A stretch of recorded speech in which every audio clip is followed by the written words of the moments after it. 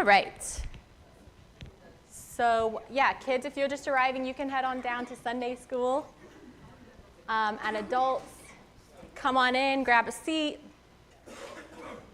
There's a handout coming around that you don't need right now, but we'll look at later on in our time together. Thanks, Anne-Marie. So we are continuing in our series, If Money Talked, which is, as you know, an Andy Stanley series. And we are on part 3 of 4. So next week will be our final week in the series.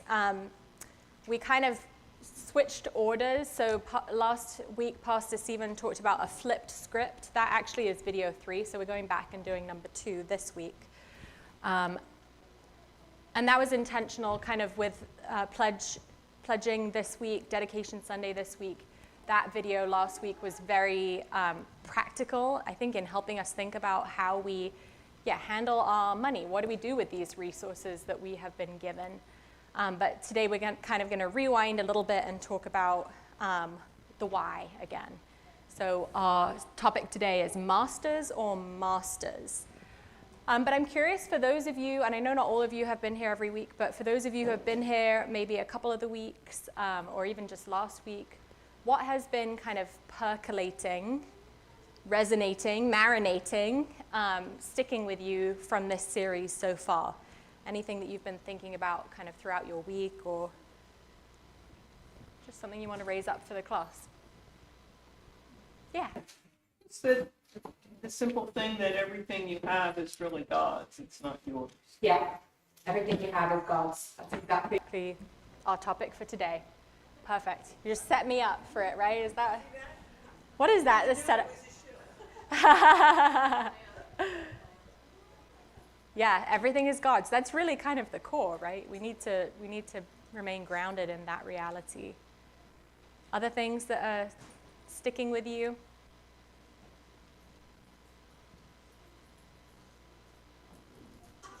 Assessment. It's organic, it's moving, it's changing as we go through different seasons or whatever.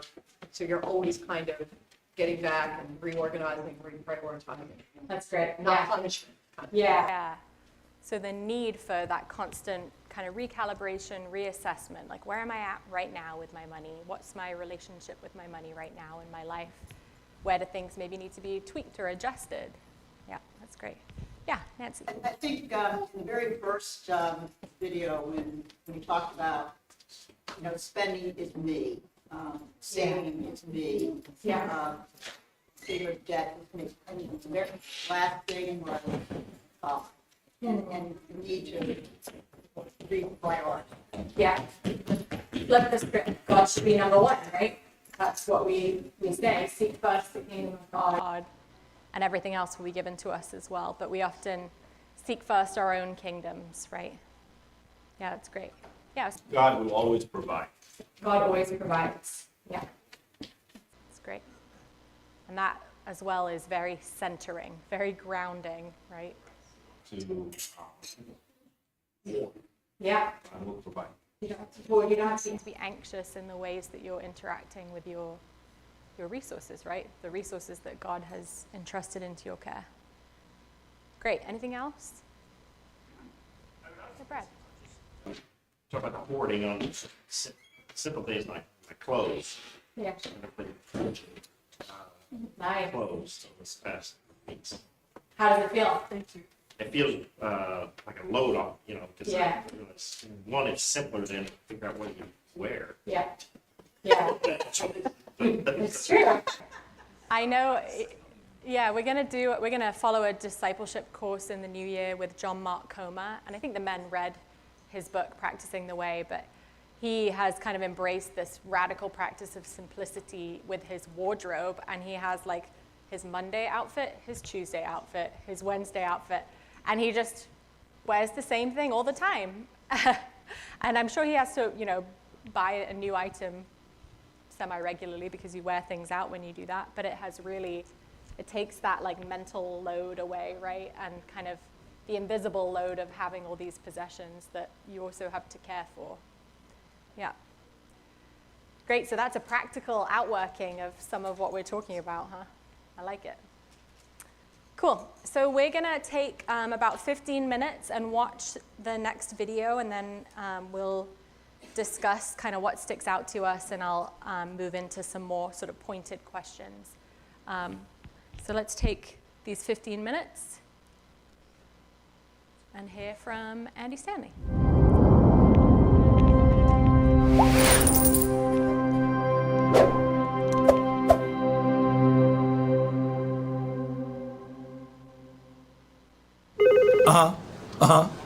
And then what he say? Oh man, that is wild. That takes the cake right there. Mom, I gotta go. This is money. What's your emergency? A fraud alert? Okay. Where was the money spent? Albuquerque. Yeah, no, that's your sister's wedding gift that you got her. Crisis averted. It never gets old in the land of money. Good morning. I'm Money. Good morning. You've reached Money. Hello, this is Money. Oh, no, I'm not all money. I'm just your money.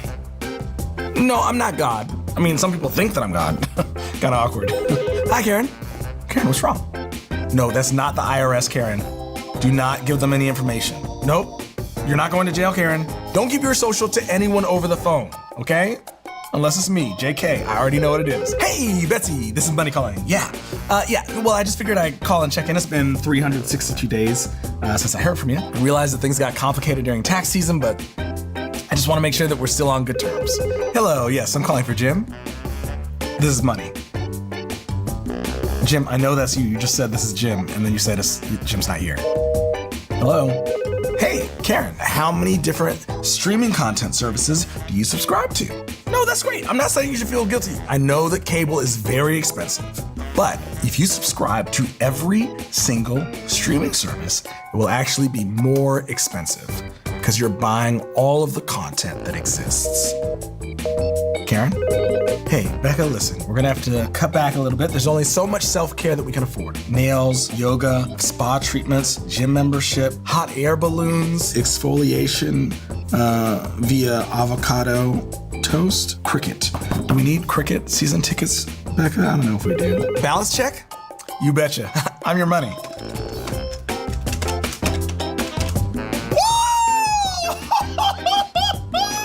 Wow, I have never seen that. Do you really not know how much you have in there? Okay, we're doing a game. You tell me how much you think you have, okay? Yes, go ahead. Higher. Nope. You've got to take it higher.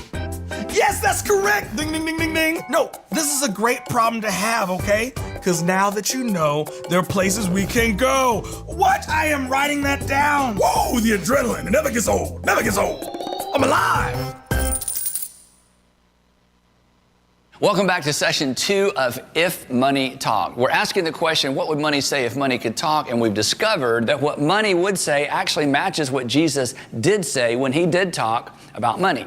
Now, if you'll remember in session 1, I asked you, what would you do or what do you do with your spare money, your extra money? And then I went about proving to you that you actually have spare money, or you had it anyway, because all of our money is accounted for, right? We either spend it or we're about to spend it, or we're paying off what we spent it on a long time ago, or maybe we're saving it for a vacation or a rainy day or retirement. And I used a word to describe this destructive cycle, and the word was, well, you'll remember, greed.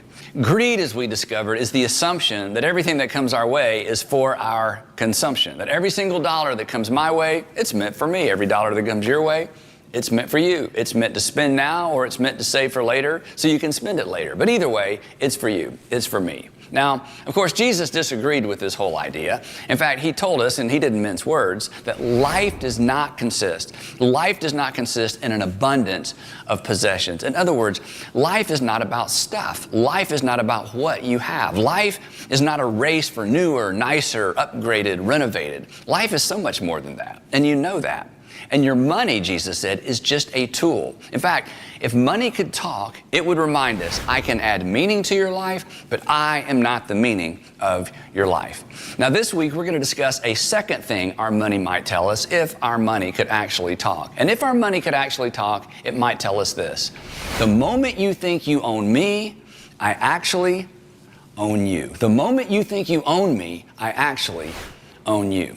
Now, to illustrate this, I want us to look at the way the typical American handles their finances. And this is going to be a little bit disturbing.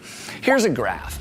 We can't talk about finances without using a graph, right? So here you go. The y-axis is actually your money, and the x-axis is actually your time, your lifetime. Now, hopefully in your lifetime, your income will look something like this. And for many of us, our spending will look something, well, it'll look something like this. The truth is, most of us allow our income to actually match or drive our spending. In other words, if you make $45,000 a year, you're going to spend $45,000 a year. If you make $55,000 a year, spend it. $100,000 a year, spend it. $200,000 a year, spend it. $250,000 a year, to which you may respond, not me. If I made $200,000 a year, I would save a lot of it. Maybe, but probably not.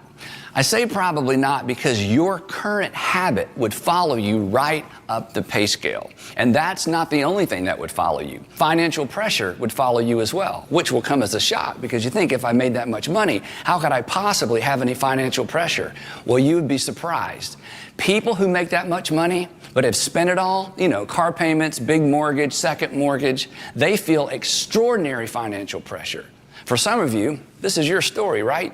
You are making more money than you've ever made, and you feel as much financial pressure or more as you've ever felt. In fact, it's worse, right? Because you see, if you lose a $55,000 a year job, you can go find one of those. You lose a $250,000 a year job, or maybe a $400,000 a year job, good luck, right? Those jobs are few and far between. The more money people make, if their spending follows their income, the more pressure they actually feel. Now, for some of us, the graph actually looks more like this, right? Our spending actually exceeds our income. In fact, sometimes it's because income drops, maybe you were laid off or you decided to leave your job or change careers, but often it's because we spend and borrow until we're upside down. And the next thing you know, you don't just have a money problem, you have all kinds of problems. You have a marriage problem. Every conversation is about money, right? How could you, or why did you, or didn't we already, or didn't we talk about that?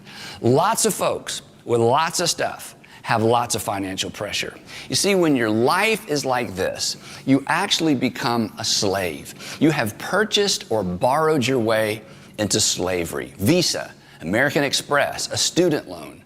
They're actually your master. Now, they don't want to be your master. That's not why they're in business. They're in business to facilitate your happiness, to make things easier for you, to help you get through school or maybe own a home. But when your personal finances look like this, they become your masters. And you know what? You hate them. Worse, you don't even know who them is to hate. And they don't know who you are either. You know what? You're just an account number. If you don't believe me, call them. Tell them your name. And what's the next question they ask? What's your account number? You're a number, not a name. And worse, you're a slave. You can't buy this, you can't drive that, you can't vacation here, your kids can't go to school there, right? I mean, who's running your life? People that you don't even know, companies you don't even work for, the mortgage company, the credit union. You're a slave to a group of people you don't even know. And worst of all, you did this to yourself. It's why money would say, if our money could talk, it's why our money would warn us, the moment you think you own me, the moment you think you get to do whatever you want to with me, I actually own you. Now, luckily, Jesus addresses this, and spoiler alert, according to Jesus, we don't actually own our money. It's not actually ours, but we think it is, and of course we do. I mean, why wouldn't we? Think about the words we use. You earned it. You made it. You put in the hours. Your name is on the paycheck. It was deposited into your account. So, of course, we think we own this stuff, to which our money and our stuff might reply, hey, but I'll still be here when you're gone. This is how we know we're not owners. We leave it all behind. We don't own it. We just manage it. And we only manage it for a little while. Which begs the question, manage it for who? And Jesus answered that question for us in a parable. Now, it's a parable that you might have heard before. And so try not to allow your mind to rush to the end. But here's a parable Jesus taught that really lays the foundation for where we're going in this session. Here's what he said. He said, again, it will be like a man going on a journey who called his servants and he entrusted his wealth to them. Now, in a parable, there's always a God figure, and then there's always an us figure. Somebody in the parable represents the folks in Jesus' audience, and somebody in the parable represents God the Father. And if you read this parable, if you read the whole parable in context, it becomes very clear that the wealthy man, the one who's going on a journey and entrusts his wealth to his servants, he represents God. And the servants to whom the wealth is entrusted, well, that's me, and that's you. He continues. Again, it will be like a man who goes on a journey, who calls his servants to him, and he entrusted his wealth to them. Now notice, he doesn't give them his wealth. This wasn't a loan. He just let them manage his money for him for a little while he was gone. And what percentage of the money did the servants own? Well, 0%. What percentage did the master own? All of it. It was all his. And this is important. In fact, this is actually the point of the parable. Jesus continues. To one he gave, you may remember this, 5 bags of gold. To another he gave 2 bags of gold. And to another he gave 1 bag, each according to his ability. And then he, the master, left to go on his journey. So essentially the master gets his guys together. He hands each of them a portion of his wealth, and he says, while I'm gone, I expect you to do with my wealth what I would do with my wealth. I want you to manage it the way you think I would manage it. And when I return, you'll have an opportunity to report on how you did. Now, if you know this parable, you know what happens next. When he returns, he discovers that they all didn't manage his money the same way, right? 2 of these 3 guys, they did really well. In fact, they doubled their master's money. One of them doesn't do quite so well. He buries it. Jesus continues. After a long time, the master of those servants returned and he settled accounts with them. And this is where the point of the parable becomes oh so clear. The servants didn't get to keep the money they'd been managing. They didn't get to keep the extra money they'd made on their master's money. It all went back to the master. Why? Because 100% of it belonged to the master and 0% belonged to the servants. They were managers. They weren't owners. And when we read this parable, there's a tendency to get all caught up in the unfairness. I mean, one guy got 5, another guy got 2, one only had 1. In fact, some of you are kind of stuck there right now, right? You look around the world, you look around your community, you look at your friends, and you think it's just not fair. I work just as hard as he does. I work just as hard as she does. His salary's twice as big as mine. I mean, if I had that much money, if I had that opportunity.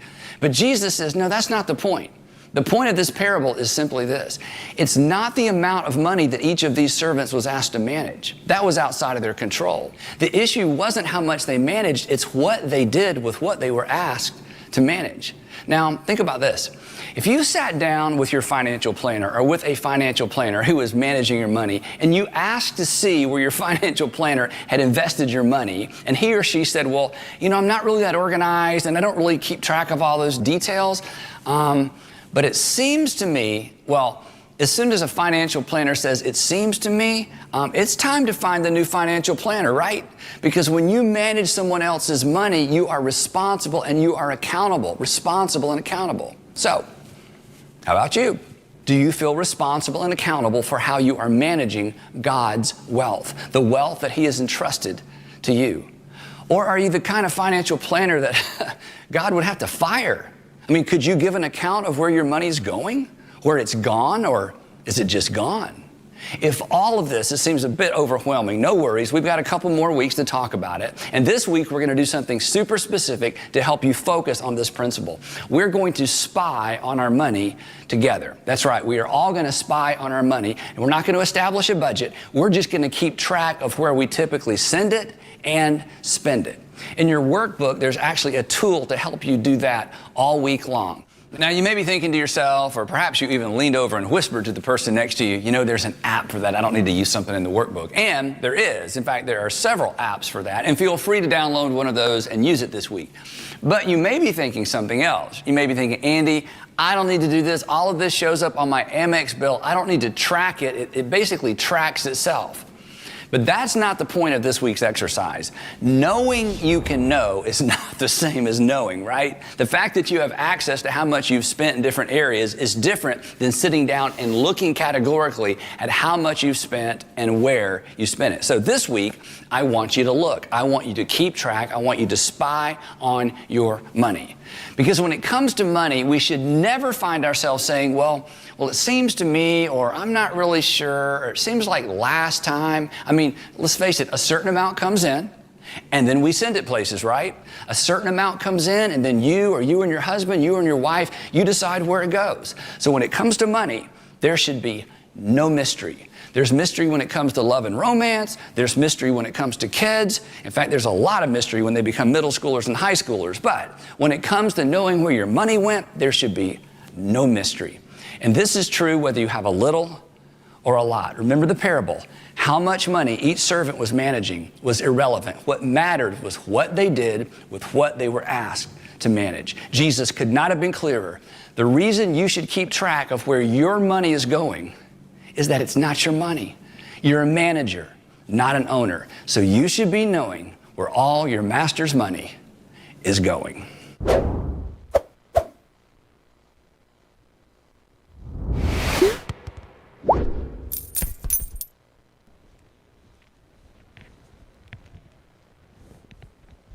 All right. Let's see if we can get the next slide. Here we go. So what sticks out to you from that one? The last line? You should be knowing. What was that? The manager. Yeah, that we are managers, not owners. Yeah. Yeah, say more about that. In what way in particular?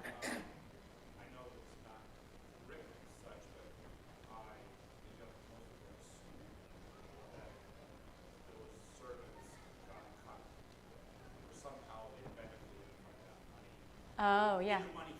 Yeah. Yeah. Right. Yeah.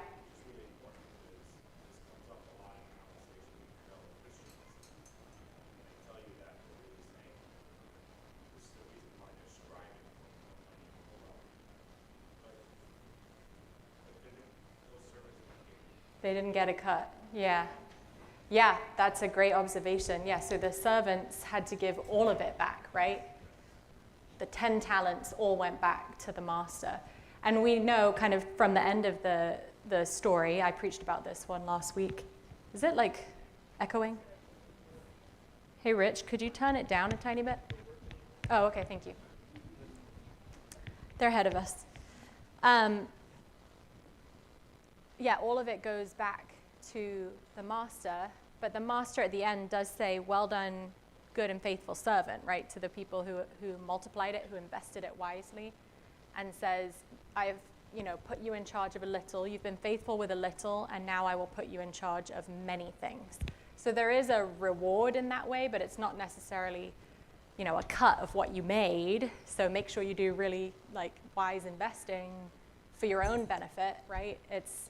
It's more responsibility, and it's also the joy, the master says, enter into my joy, enter the joy of the master. It's to be able to enter into God's joy. Yeah, great observation. Thanks, Osama. Yeah.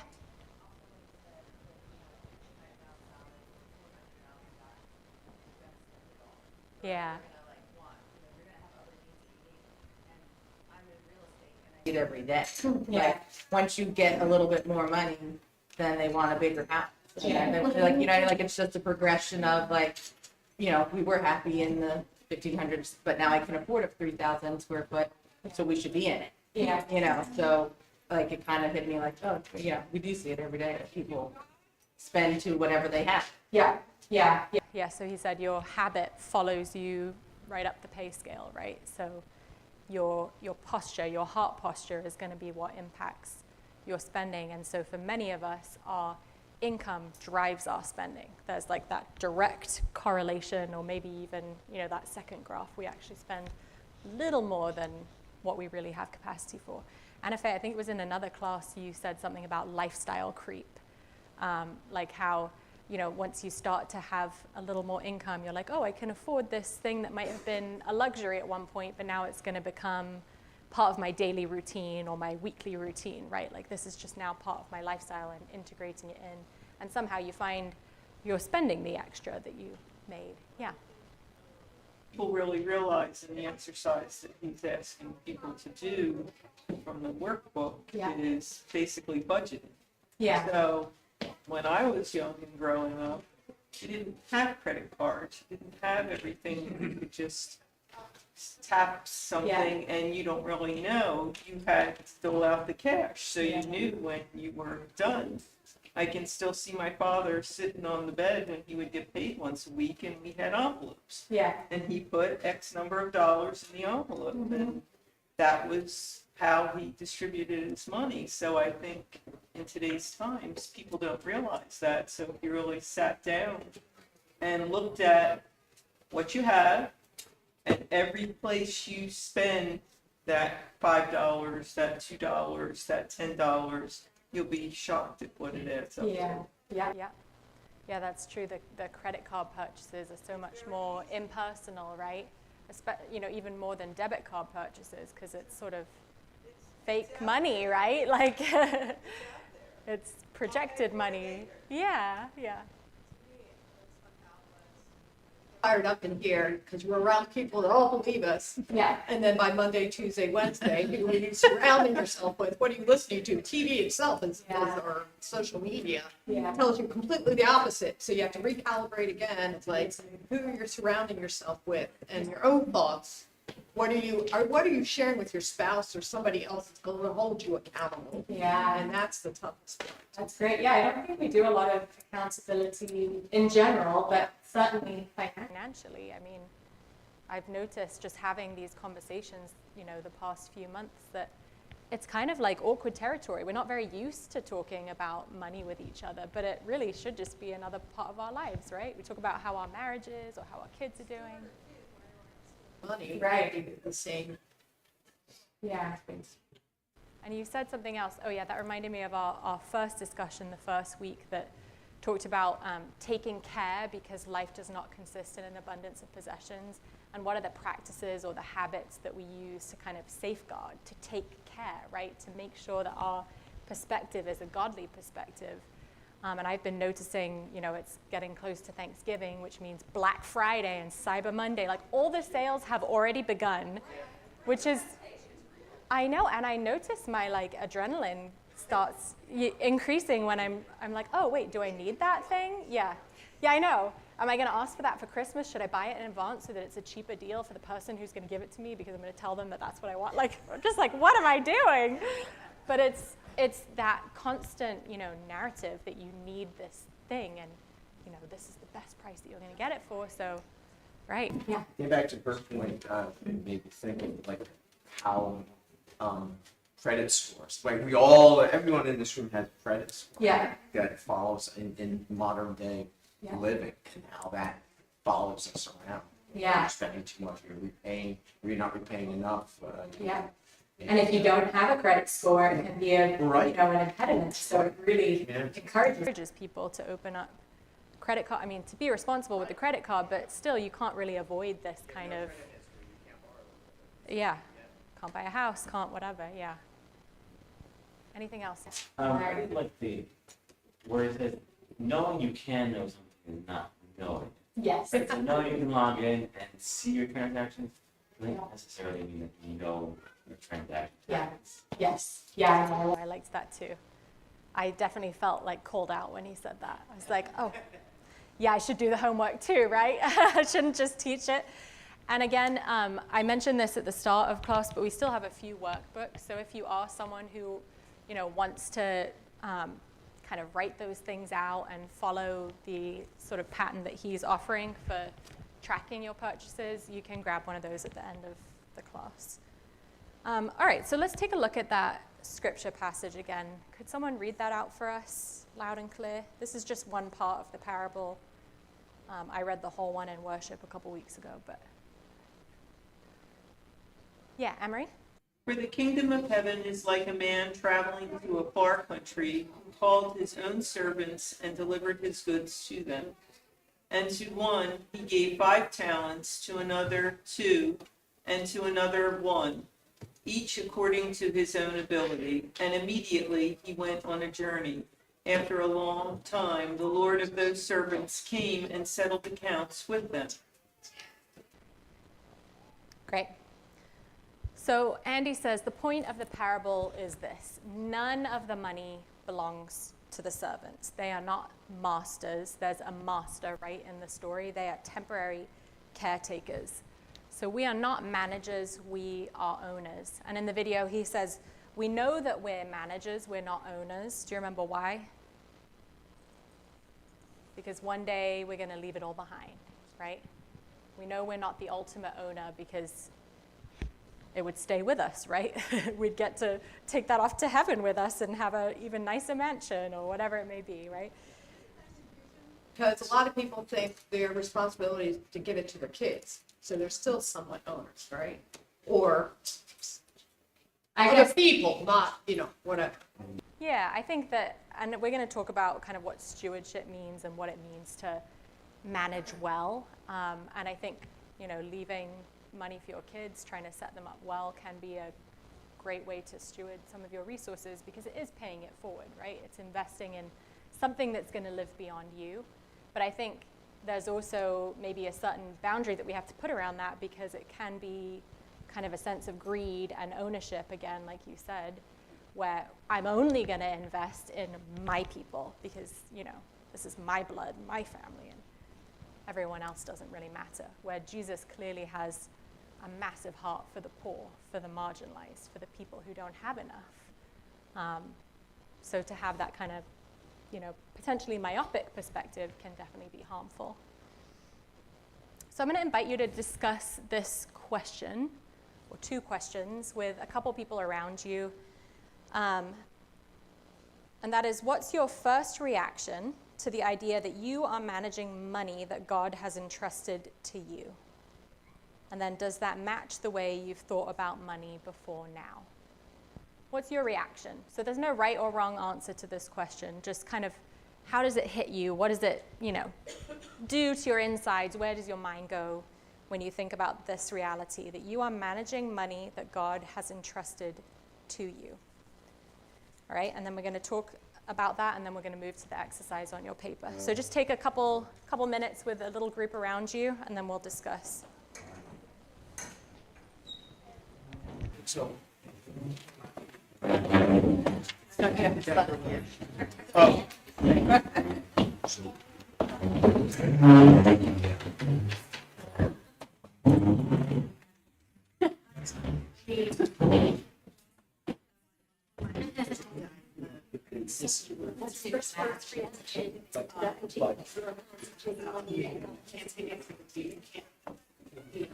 You don't have to be all attached to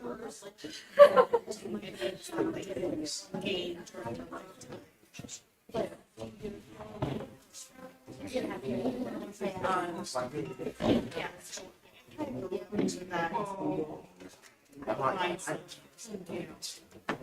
Especially when my mom was shopping, she'll let you.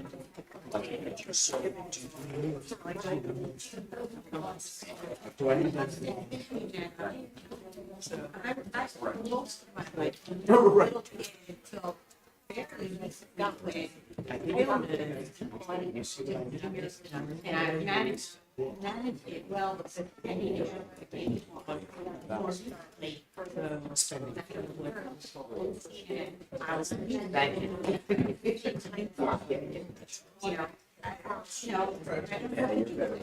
it's not much a bigger state, and I don't afford to Yeah. So to be honest,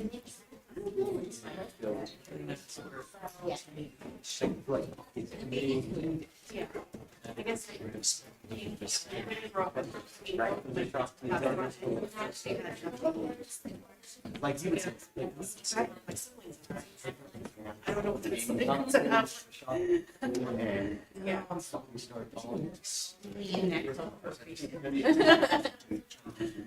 Yeah, but I think when you know, the church, kids here, we've got like, and we give it, but I don't know that I thought of it as putting it first, right? This was another thing we could do, and, going through the class, like, I don't know if I thought of it, you know what I mean, like, even though we, and like, you're talking about, like, so much of this is talking about actual physical money. And then what about all the other stuff? We don't have a lot of kids, but we get other things. It's not just monetary, it's cash. So like, it was like, for lots of people, go back forth, like, stream is like, we don't want to come into that money. You know, like, we're kind of like, it's weird to think about it. You don't give that 10%, it's nothing wrong with it, so we not, like, it's right, so and then like you're trying to think like, well, yeah, we do other things, and I'm like,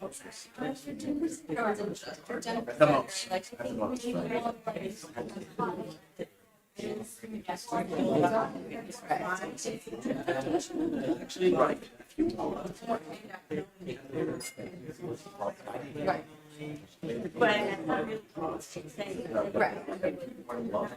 Right, and that's what I feel like they feel like really good.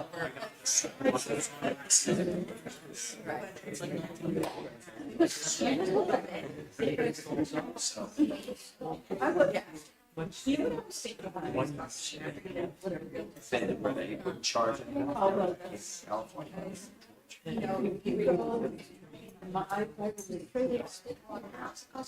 Yeah. Yeah. So you know, now it's easier.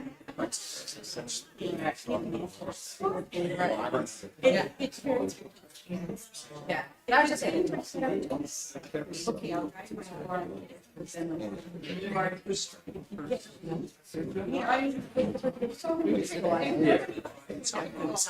right. You know, the system is still on the right. Yeah, that's what we were just actually talking about the Fritz, and we were like, what, 16, 18 years? I was like, I did. right, but now, so now.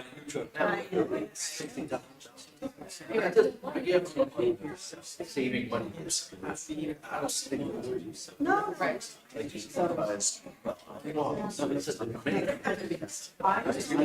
don't consider you spend this. We're not. So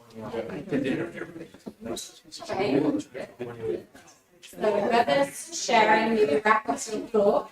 He makes me feel good. But he's gonna take it. I think like I sit down, and that's why I said like we're gonna sit down and like put it all out and see where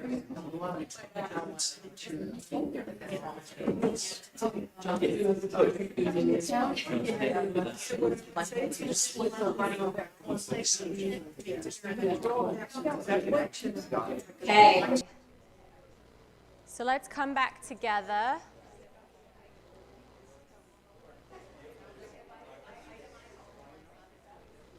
Everyone's deep in conversation.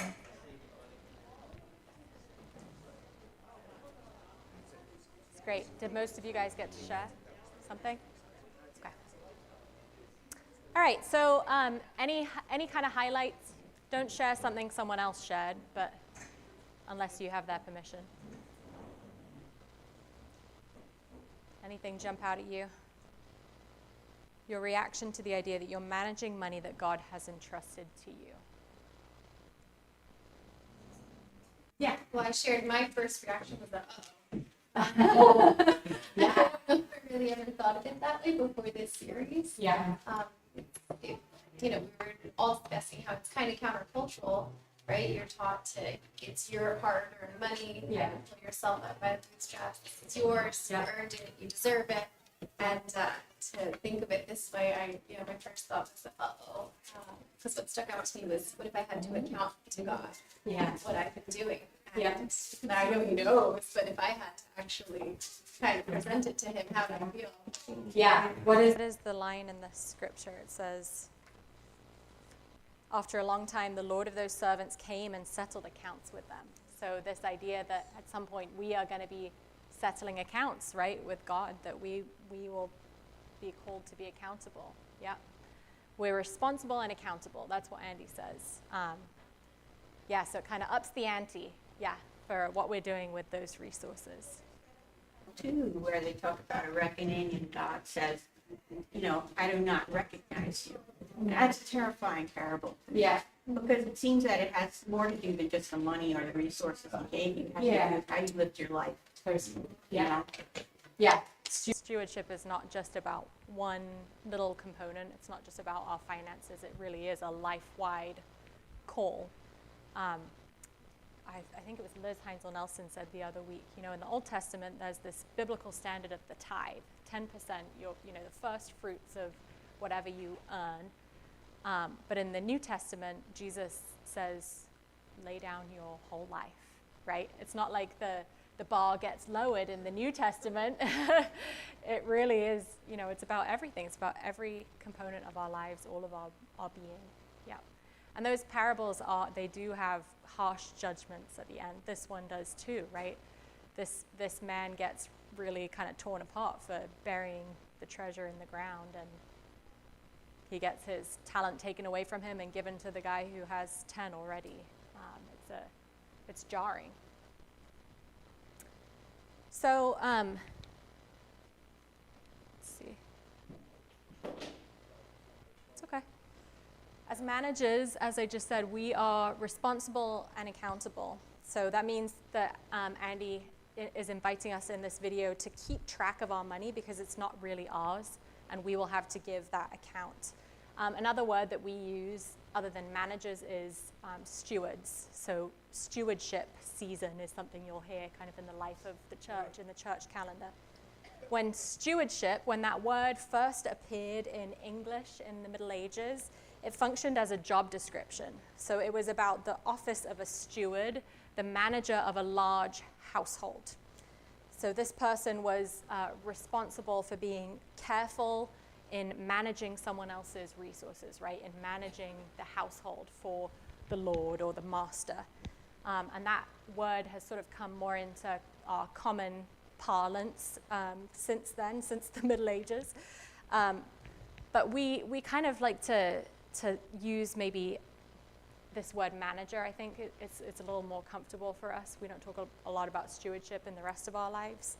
And I loved what Andy Stanley said, that line, the very last line of the video. So you should be knowing where all your master's money is going.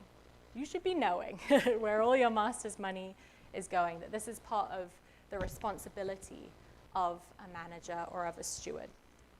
So my question for you, and no one has to share this is kind of for your own personal reflection. Where do you fall on this chart? How aware are you of where your money goes? Are you avoiding thinking about it? Are you kind of mostly unaware of where it's going? Do you know in general where it's going, or do you know exactly where it's going?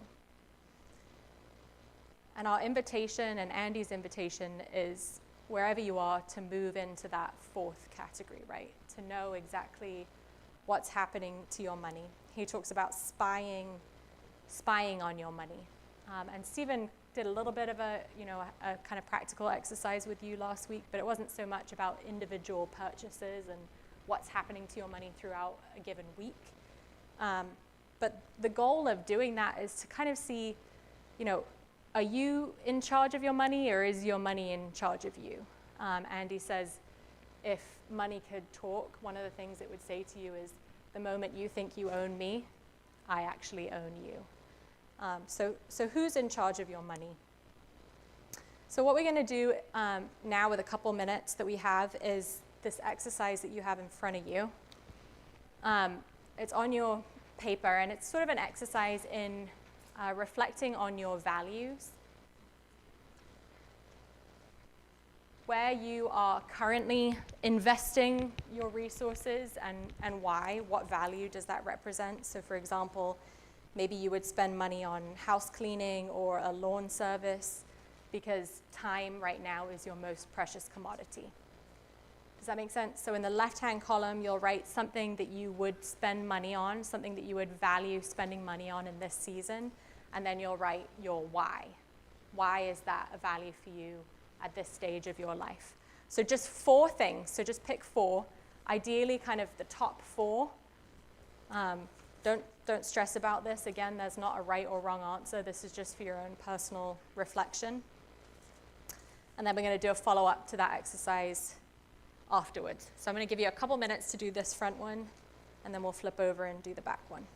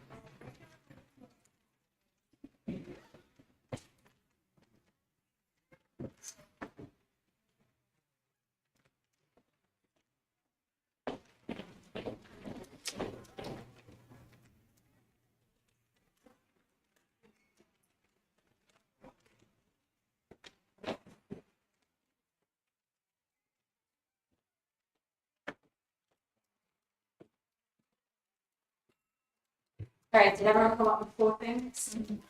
If you're ready, you can flip over to the back and then think about things that you've actually spent money on recently. And then compare those sort of values. Is this one of the things that you named that you truly value in this season? For example, eating out for lunch twice.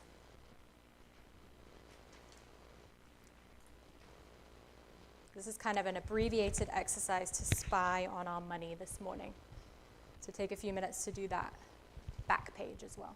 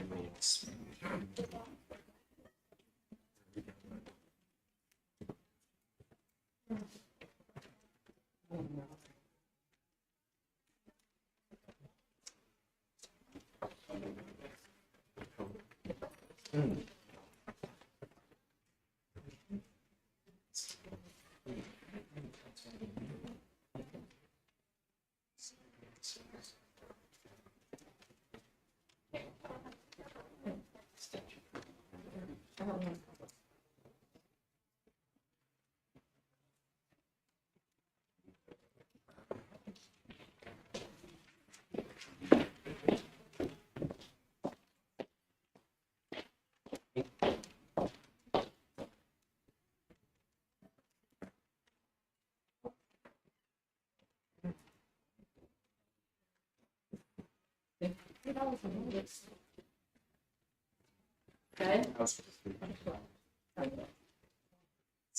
Okay.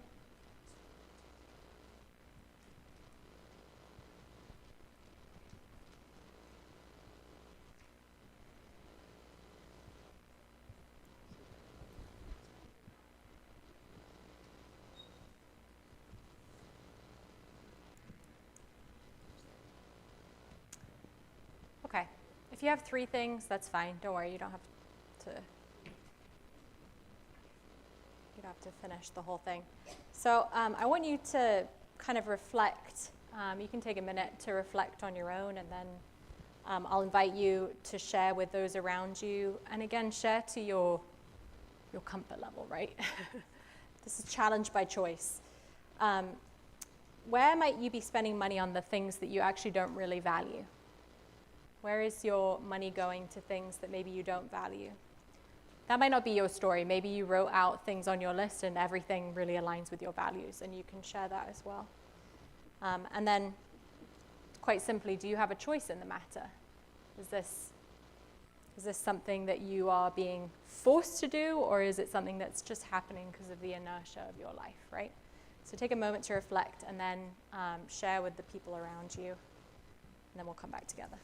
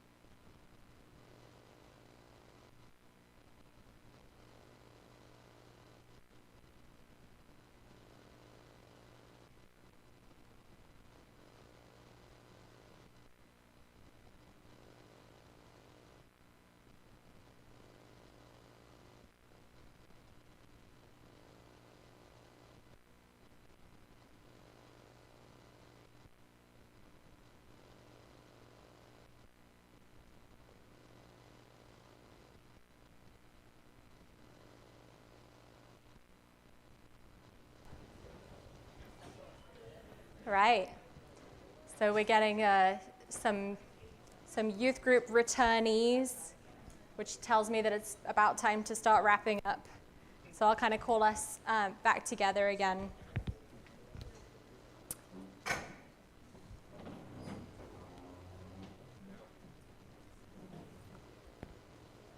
So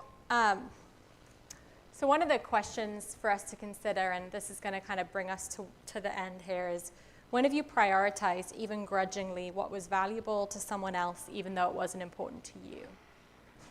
And maybe you can see where I'm going with this, but one example could be, your spouse wants to spend money on a gym membership, which is not a priority for you, or you think, just get outside and run, right? Or family vacation is really important to your mom, so you pay to go along, right? We're always kind of making these compromises with the people in our lives. But I don't know that we often think about that in terms of kind of God and God's priorities. And I think that's really the ultimate question, right? Are we spending the money that has been entrusted to our care by God, the master, the one who owns everything, in a way that aligns with God's values? And I think probably those values that you wrote down on your paper on the front side are godly values, typically the things that we, hold closest to our hearts, especially if we have been formed by Jesus, by the Holy Spirit over time. Those values do start to look a lot like Jesus's values. You're saying about, maybe your spouse has different ideas. To what extent should we enter into conflict with our spouse about these things? If we're being responsible stewards, should we really battle it out? Yeah, it's a great question. You want me to give you the answer? Well, as someone who's been married 6 years, I have all the wisdom in the world. I think that's a really good question. I mean, okay, so the question is, when you and your spouse or your partner have different values, and you feel like maybe you know more clearly what God's value might be, or trying to be a good steward. My husband, Yeah. right?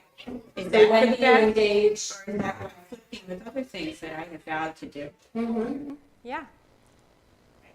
I think it's probably like anything, a dance, right? And I'm sure that prayer is also involved, meaning you're not the only one who works on your spouse's heart, right? The Holy Spirit also does that over time.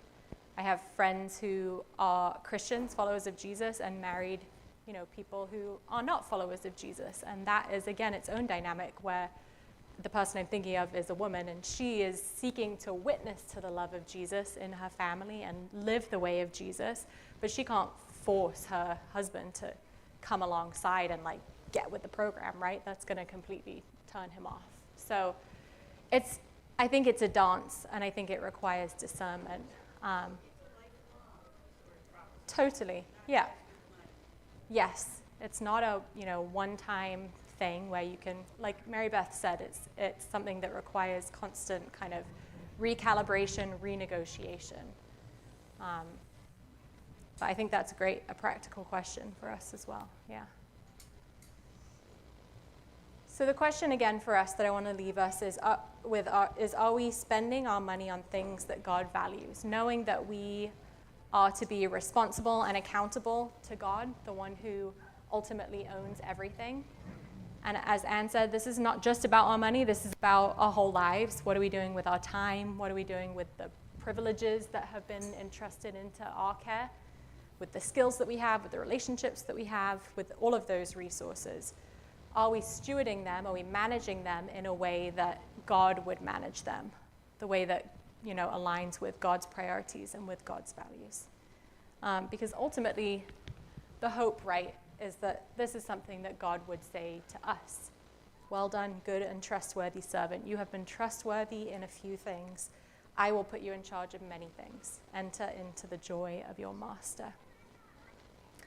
This is the hope, right, of the parable, that we would be those people, that we would get that response, that we would be told, well done, good and faithful servant. So again, as you heard in the video, the invitation is to spy on your money this week. If you want to grab a workbook, you can do that. But be thinking a little more carefully about where those resources are going. And then next week we will wrap up this series, and then we will be moving into the season of Advent. We'll take a 1-week break the Sunday after Thanksgiving, and then we'll move into our Advent series, which means Christmas is fast approaching. Yeah, you might have to spend some money, right? Come to Advent Village. That'll line up with your values. Let me say a quick prayer for us, and we'll head over to worship. God, thank you so much for these faithful friends.